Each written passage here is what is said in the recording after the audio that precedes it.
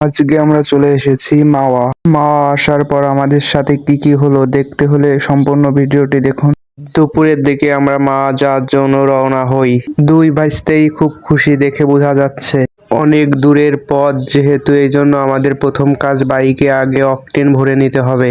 আমাদের দুটো গাড়িতেই ফুল ট্যাঙ্কি অকটেন ভরি। অনেক দূরের পথ যেহেতু এই জন্য আমরা এইখানে একটু রেস্ট নিয়ে নেই এবং আবারও আমরা যাত্রা শুরু করার জন্য প্রস্তুতি নেই। আবারও যাত্রা শুরু করি আমরা। আর কিছুক্ষণের মধ্যেই আমরা ফরিদপুর ভাঙায় চলে আসি। এইখানকার পরিবেশটা অনেক সুন্দর ছিল, আশপাশের পরিবেশটা অনেক সুন্দর ছিল, সেটাই দেখাচ্ছিলাম।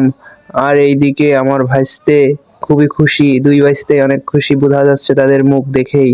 বাংলাদেশের ভিতরে এইখানকার রাস্তায় বাইকের স্পিড 100-র উপরে উঠিয়ে অনেকক্ষণ রাখা যায় এবং এই জায়গার পরিবেশটা অনেক সুন্দর এবং বাইক চালাতে আরো অনেক বেশি সুন্দর লাগছিল আমাদের। এই মনোরম পরিবেশে কিছুক্ষণ বাইক চালিয়েই আমরা মা চলে যেতে পারবো সেটা বুঝলাম। ভাঙা থেকে 1 ঘন্টার ভিতরে আমরা পৌঁছে গেলাম মাওয়া। এইখানে আমরা বাইক থুয়ে একটা রেস্টুরেন্টের ভিতরে ঢুকলাম এবং এইখানে ইলিশ মাছ খাওয়ার জন্য ইলিশ মাছগুলো দেখতেছিলাম এবং এইখানে ইলিশ মাছের প্রাইস অনেক বেশি চাচ্ছিল। এক একটা ইলিশ মাছ 2200 থেকে 3000 টাকা করে যাচ্ছিল। ইলিশ আমরা নিলাম এবং ইলিশ মাছটি ভেজে দিতে বললাম এবং ইলিশ মাছের সঙ্গে খিচুড়ি এবং বেগুন ভাজি দিতে বললাম। তারা বলল যে কিছুক্ষণের মধ্যেই হয়ে যাবে। এই জন্য আমরা ব্যাগ আর হেলমেট ধুয়ে হাত মুখ ধুয়ে নিয়ে একটু ঘোরাঘুরি করলাম আশেপাশ দিয়ে এবং এইখানকার পরিবেশটা ছিল অনেক সুন্দর, আশেপাশটা অনেক সুন্দর। এইখানে আসলেই এমনিতেই মন ভালো হয়ে যাবে।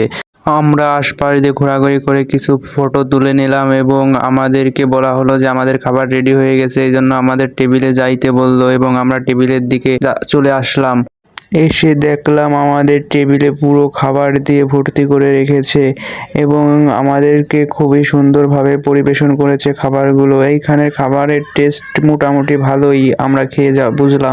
খাওয়া দাওয়া শেষ করে আমরা আবার বাড়ির উদ্দেশ্যে রওনা হলাম।